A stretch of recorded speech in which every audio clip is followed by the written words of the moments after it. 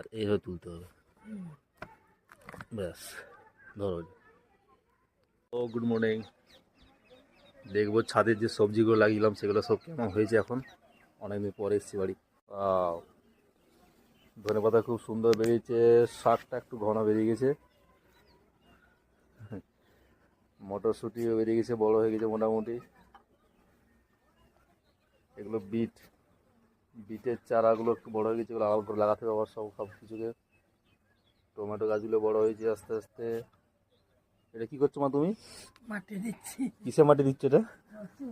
হ্যাঁ, রসুনটা বেরিয়ে যাচ্ছে। ও রসুন। এটা সব মায়ের আইডিয়া, রসুন লাগিয়েছে। টমেটো গাছগুলো মোটামুটি ভালোই হয়েছে, কিন্তু বাট এখনো কোনো ফুল টুল কিছু আসেনি। এগুলো বেগুন গাছ লাগিয়েছে, কিন্তু বেগুন গাছের গ্রোথ নেই যে গো তোমার। হ্যাঁ গো, খোল দিতে হবে। ও বা